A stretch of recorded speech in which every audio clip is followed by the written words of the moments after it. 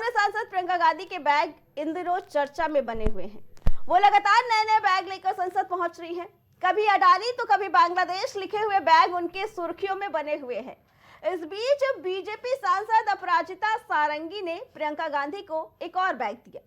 ओडिशा से बीजेपी की महिला सांसद अपराजिता ने प्रियंका गांधी को जो बैग दिया है उस पर 1984 लिखा हुआ है।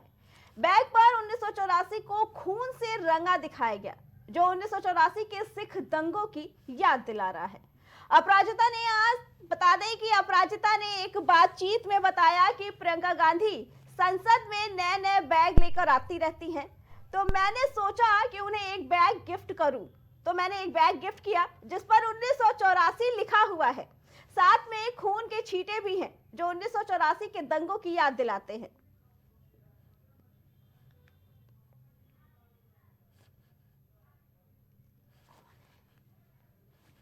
इसी पे आगे जानकारी देने के लिए हमारे साथ आदित्य प्रसाद कांग्रेस प्रवक्ता जुड़ चुके हैं। आदित्य जी, प्रियंका गांधी के बैग आजकल खूब चर्चे में है, क्या कहना है इसके बारे में? रोज नए नए बैग लेके आ रहे हैं और जो सुर्खियों में भी बने हुए हैं।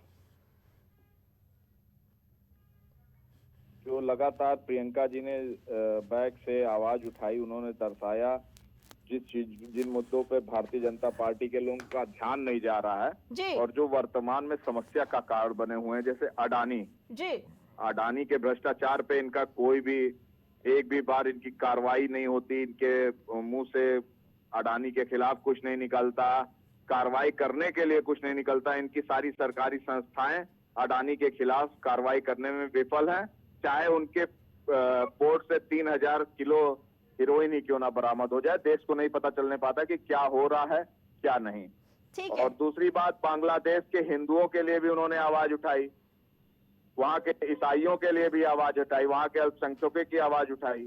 ठीक है, तो भारतीय जनता पार्टी को इन सब मुद्दों को ध्यान देना चाहिए, इसीलिए लगातार उनका बैग सुर्खियों में है। और आज जो हुआ 1984 के दंगों की याद सारंगी जी को आ रही है, तो शायद सारंगी जी भूल गए, अभी बहराइच दंगा हुआ, संभल दंगा हुआ, जिसमें भारतीय जनता पार्टी की संलिप्तता साफ दिखाई दी और उनके सरकार की विफलता दिखाई दी। मणिपुर जल रहा है साल भर से, उसके लिए उनके दिल में जरा सा भी प्रेम नहीं आ रहा है। लेकिन उनके लिए 1984 शायद तब बहुत सारे ऐसे भारतीय जनता पार्टी के जो युवा सांसद वो पैदा भी नहीं हुए रहे होंगे 84 में, जब 84 दंगे हुए, लेकिन याद उन लोग को 1984 दंगों की आती है। पर वर्तमान में मणिपुर चल रहा है, वो देश का अभिन्न हिस्सा है, साल भर से ऊपर हो गए, वहाँ डबल इंजन की इनकी सरकार है जो पूरी तरह को विफल रही वहां के लोगों को संतुष्ट कर पाने में। उसके बावजूद इनको शर्म नहीं आती इस तरह का काम करते हुए कि वर्तमान मुद्दों से भटकाने का काम, अंबेडकर जी के नाम से इनको इतनी तकलीफ, ऐसे मुद्दे जब इनके ऊपर आते हैं तो ये इधर उधर घुमाने के लिए सब नया सुगुफा लेके आ जाते हैं। उन्हीं सुगुफों में से एक है ये सारंगी जी का नया सारंगी।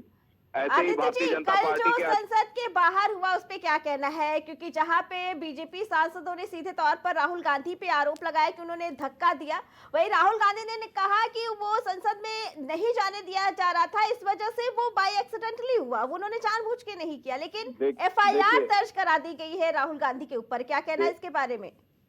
देखिए अर्चना जी, लगातार मीडिया के साथी जो हमारे हैं वो वहां की रिकॉर्डिंग चाहते हैं, संसद के गलियारे की रिकॉर्डिंग, जबकि वहां पे कैमरास मौजूद हैं संसद के, तो रिकॉर्डिंग देने में भारतीय जनता पार्टी की सरकार को इतनी तकलीफ क्यों हो रही है, गृह मंत्रालय को इतनी तकलीफ क्यों हो रही है? अगर ऐसा कुछ हुआ है तो दूध का दूध पानी का पानी हो जाएगा, पर नहीं, इनको छिपाना है, इनको झूठा आरोप लगाना है।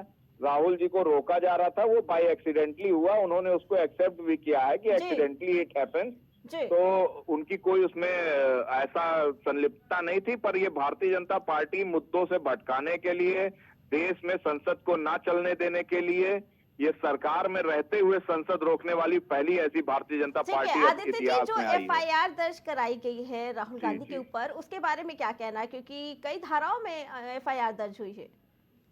देखिए, आज के डेट में तो सरकार उन्हीं की है, डबल इंजन ट्रिपल इंजन कई जगह सरकारें हैं, और हर सरकारी संस्थाओं पे पूरी तरह कंट्रोलिंग पावर, जिस तरह से अमित शाह और मोदी जी की है, तो निश्चित तौर पे कहीं एफआईआर दर्ज करा सकते हैं। पर सत्य आज भी वही है, सत्य डरता नहीं है, ना राहुल गांधी डरते हैं, ना उनके कांग्रेस के कोई कार्यकर्ता डरता है। हम मणिपुर के लिए आवाज उठाते रहेंगे। बाबा साहब भीमराव अंबेडकर की अगर कोई तौहीन करेगा तो उसके खिलाफ आवाज उठाते रहेंगे। ये भले ही हमको डरा के, धमका के, एफआईआर लगा के, जेल में डाल के हमको रोकने का काम करे, पर हम कांग्रेस के कार्यकर्ता हैं और इस न्याय की लड़ाई के लिए लड़ते रहेंगे अंतिम सांस तक। ठीक है जी, आदित्य जी आपका बहुत बहुत धन्यवाद।